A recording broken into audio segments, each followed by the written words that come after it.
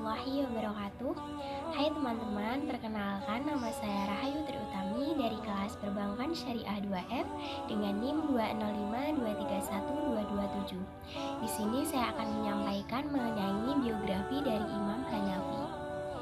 Abu Hanifah dilahirkan pada tahun 80 Hijriah dan wafat pada tahun 150 Hijriah di Kufah. Abu Hanifah hidup selama 52 tahun pada masa Amawiyah dan 18 tahun pada masa Abbasiyah. Nama beliau dari kecil ialah Nu'am bin Sabit bin Zauta bin Mah. Ayah beliau merupakan keturunan dari bangsa Persia yaitu Kabul, Afghanistan. Tapi sebelum beliau dilahirkan, ayahnya telah berpindah ke Kufah. Oleh karena itu, beliau bukan keturunan bangsa Arab asli, melainkan dari bangsa Ajam, yaitu bangsa selain dari bangsa Arab. Bapak dari Abu Hanifah ini dilahirkan di dalam Islam. Bapaknya adalah seorang pedagang dan satu keturunan dengan saudara Rasulullah SAW.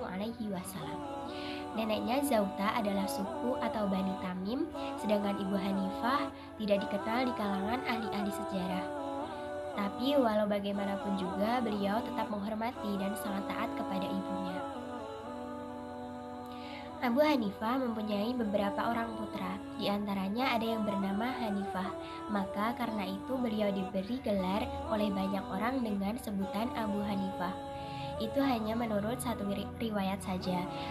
Ada juga riwayat lain yang mengatakan bahwa beliau mendapatkan gelar Abu Hanifah karena beliau adalah seseorang yang rajin melakukan ibadah kepada Allah Subhanahu wa Ta'ala dan sungguh-sungguh mengerjakan kewajiban di dalam agama. Karena perkataan Hanif di dalam bahasa Arab artinya cenderung atau condong kepada agama yang benar. Dan ada pula yang meriwayatkan bahwa beliau mendapatkan gelar Abu Hanifah lantaran dari eratnya beliau berteman dengan tinta. Karena perkataan Hanifah menurut Lughat Irak artinya dawat atau tinta, yakni beliau di mana-mana senantiasa membawa dawat guna menulis atau mencatat ilmu pengetahuan yang diperoleh oleh gurunya atau yang lainnya. Dengan demikian beliau mendapatkan gelar dengan Abu Hanifah. Ciri-ciri dari Abu Hanifah yaitu dia berperawakan sedang dan termasuk orang yang mempunyai postur tubuh ideal. Paling bagus logat bicaranya, paling bagus suaranya saat bersenandung, dan paling bisa memberikan keterangan kepada orang-orang yang diinginkannya. Itu menurut pendapat Abu Yusuf. Abu Hanifah suka berpakaian yang baik-baik serta bersih, senang memakai bau-bauan yang harum dan suka duduk di tempat duduk yang baik. Lantaran dari kesukaannya dengan bau-bauan yang harum, hingga dikenal oleh orang ramai tentang baunya sebelum mereka melihat kepadanya. Pendidikan yang ditempuh oleh Imam Abu Hanifah. Pada mulanya Abu Hanifah adalah seorang pedagang, karena ayahnya adalah seorang pedagang besar dan pernah bertemu dengan Ali bin Abi Thalib. Pada waktu itu Abu Hanifah belum memusatkan perhatiannya kepada ilmu, turut berdagang di pasar, menjual kain sutra. Di samping berniaga, beliau juga tekun menghafalkan Al-Quran dan amat gemar membacanya. Dengan anjuran Asy-Sya'bi, mulailah Abu Hanifah terjun ke lapangan ilmu. Namun demikian, Abu Hanifah tidak melepas usahanya sama sekali. Imam Abu Hanifah pada mulanya gemar belajar ilmu qiraat, hadis, nahwu, sastra, syair, teologi, dan ilmu-ilmu lainnya yang berkembang pada masa itu. Di antara ilmu-ilmu yang dicintainya adalah ilmu teologi, sehingga beliau adalah salah seorang tokoh yang terpandang di dalam ilmu tersebut. Karena ketajaman pemikirannya, beliau sanggup menangkis serangan golongan Khawarij yang doktrin ajarannya sangat ekstrim. Selanjutnya, Abu Hanifah menekuni ilmu fiqh di Kufah yang pada waktu itu merupakan pusat perhatian para ulama fiqh yang cenderung rasional. Di Irak terdapat madrasah Kufah yang dirintis oleh Abdullah bin Mas'ud. Hamdan bin Sulaiman adalah salah seorang imam besar terkemuka ketika itu. Dari Hamdan bin Sulaiman itulah Abu Hanifah belajar fiqh dan hadis. Namun sepeninggalan Hamdan, majelis madrasah Kufah sepakat mengangkat Abu Hanifah menjadi kepala madrasah.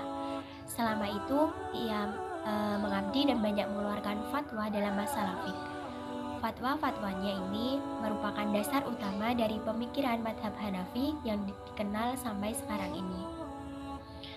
Adapun faktor-faktor Abu Hanifah mencapai ketinggian ilmu dan yang mengarahkannya ialah yang pertama sifat-sifat kepribadiannya, baik yang merupakan tabiatnya ataupun yang diusahakan, kemudian menjadi satu yang melekat padanya. Yang kedua, guru-guru yang mengarahkannya dan menggariskan jalan yang dilaluinya atau menampakkan kepadanya aneka rupa jalan, kemudian Abu Hanifah lah yang mengambil salah satu jalannya. Yang ketiga yaitu kehidupan kepribadiannya. Dan yang terakhir masa yang mempengaruhi dan lingkungan yang dihayatinya yang mempengaruhi sifat-sifat pribadinya.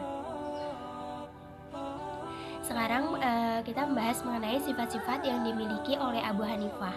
Di antaranya yang pertama yaitu beliau merupakan seseorang yang teguh pendirian. Yang kedua, berani mengatakan salah terhadap yang salah walaupun yang disalahkan itu adalah orang yang sangat besar.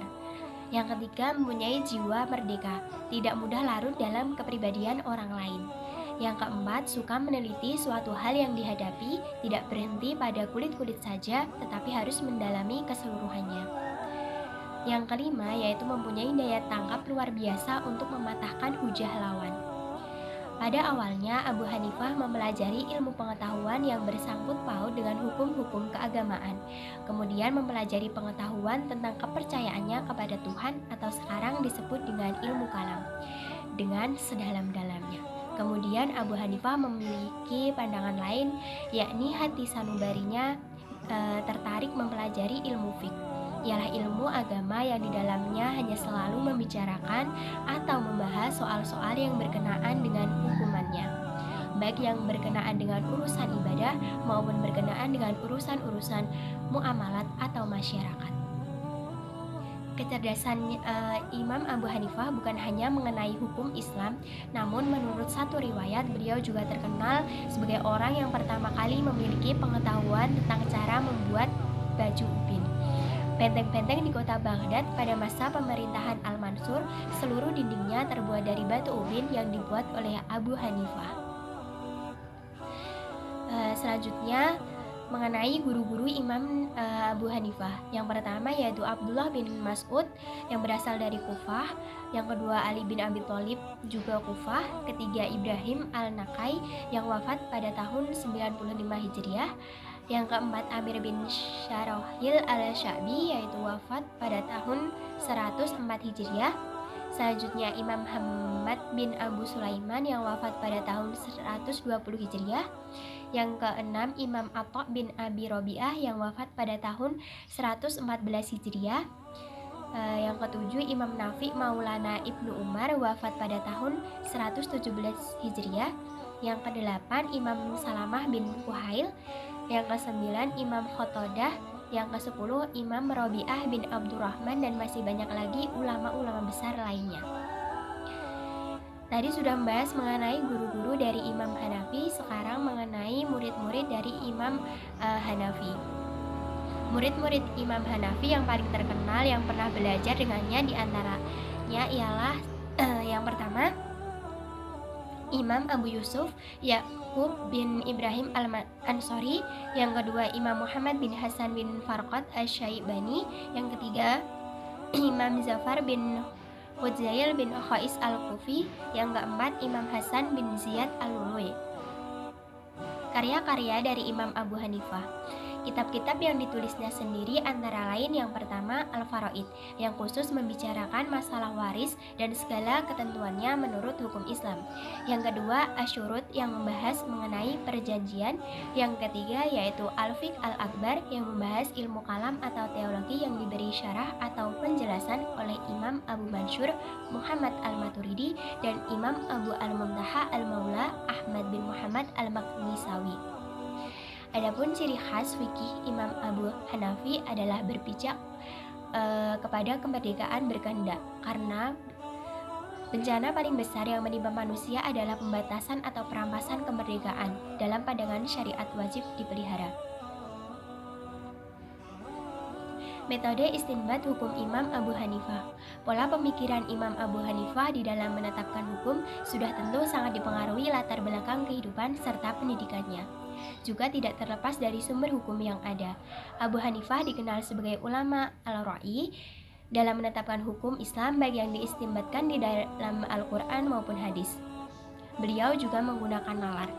Selain Al-Quran dan hadis, beliau juga menggunakan fatwa-fatwa atau akwal sahabat, qiyas, istishan, ijma' dan urf atau adat yang berlaku di dalam masyarakat umat Islam.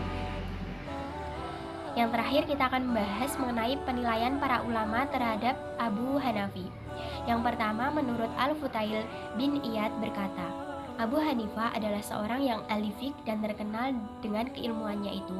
Selain itu, dia juga terkenal dengan kewaroannya, banyak harta, sangat memuliakan dan menghormati orang-orang di sekitarnya, sabar dan menuntut ilmu siang dan malam.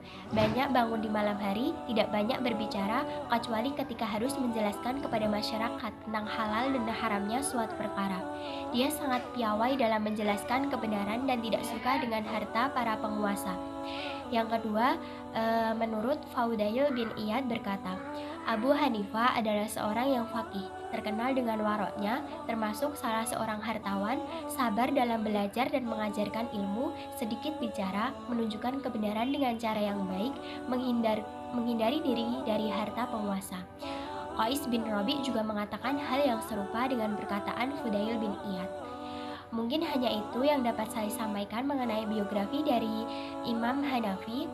Semoga bermanfaat dan apabila ada salah, saya mohon maaf yang sebesar-besarnya. Billahi taufik wal hidayah wa ridha wal inayah. Wassalamualaikum warahmatullahi wabarakatuh.